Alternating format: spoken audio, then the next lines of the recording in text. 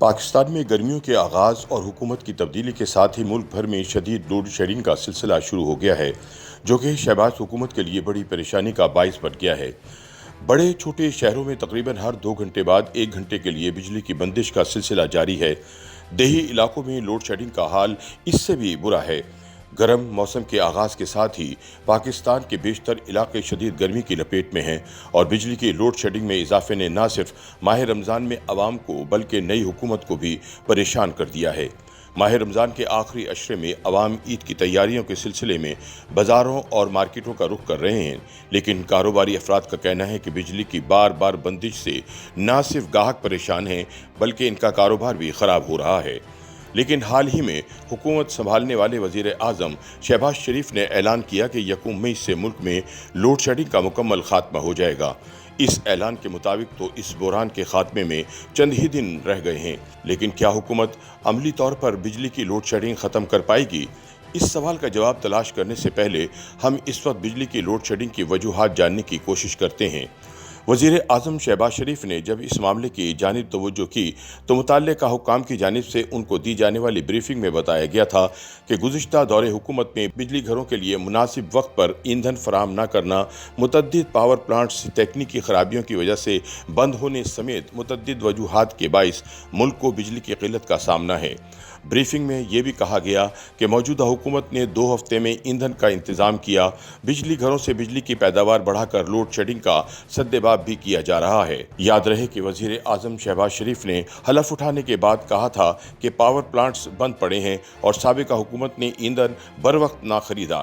سرکاری اعداد و شمار کے مطابق اس وقت ملک میں بجلی کی مجموعی پیداوار تقریباً 18,500 میگا واٹ ہے، جبکہ طلب کے لحاظ سے ملک کو 500 سے 2,000 میگا واٹ کمی کا سامنا ہے۔ وزارت توانائی کے ذرائع کے مطابق بروقت ایندھن نہ خریدنا، پاور پلانٹس میں تکنیکی خرابیاں اور سابقہ حکومت کی جانب سے ان کی دیکھ بھال نہ کرنا موجودہ بحران کی وجہ بنی ہے۔ ان کا کہنا ہے کہ موجودہ حکومت کی جانب سے بجلی کی پیداوار بڑھانے کے لیے ایندھن کی دستیابی کے لیے کام کیا جا رہا ہے۔ وزارت توانائی کے حکام کا کہنا ہے کہ در حقیقت ہمارے پاس پلانٹس کو چلانے کے لیے ایندھن موجود نہیں، جس کی ذمہ داری سابقہ حکومت پر عائد ہوتی ہے۔ آئی پی ایس کو ادائیگیاں نہیں کی گئیں اور یہ مسئلہ سابقہ وزیر توانائی کے دور میں بھی تھا۔ جب ادائیگیاں نہیں ہوتیں اور ایندھن نہیں ملتا تو پھر پلانٹس اپنی مکمل استعداد کے ساتھ کام نہیں کرتے۔ متعلقہ حکام کا کہنا ہے کہ عام طور پر جب بجلی کی اتنی زیادہ طلب ہوتی ہے تو اس وقت تک ہمارے ڈیم فل لیول تک بھرے ہوئے ہوتے ہیں، لیکن اس بار ابھی گلیشیئر نہیں پگھلے۔ ملک میں جاری لوڈ شیڈنگ اور موجودہ حکومت کی جانب سے اس صورتحال کا ذمہ دار سابق حکومت کو قرار دینے پر پی ٹی آئی کے سابق وزیر توانائی حماد اظہر کہتے ہیں کہ میں نے اس حکومتی دعوے کو چیلنج کیا ہے۔ ان کا کہنا ہے کہ حکومت کے پاس اتنے پاور پلانٹس ہی نہیں تو پھر وہ کیسے کہہ سکتے ہیں کہ 27 میں سے 21 پلانٹس بند ہیں۔ ان کا کہنا تھا کہ جب وہ حکومت چھوڑ کر گئے تھے تو اس وقت مجموعی طور پر 5 پلانٹس تکنیکی بنیادوں پر بند تھے۔ ان میں سے 3 پرائیویٹ سیکٹر میں ہیں اور جہاں پاور پلانٹس کے بند ہونے کی بات ہے تو دیکھ بھال اور مرمت کے لیے پلانٹس کو بند کرنا عام بات ہے۔ سابق وزیر توانائی حماد اظہر موجودہ حکومت پر الزام عائد کرتے ہوئے کہتے ہیں کہ نئی حکومت بروقت فیصلہ نہیں کر سکی۔ جب حکومت بدلی تو ہفتہ 10 دن تک تو معاملہ ٹھیک رہا، لیکن نئی حکومت سے غلطیاں ہوئیں اور بد انتظامی ہوئی۔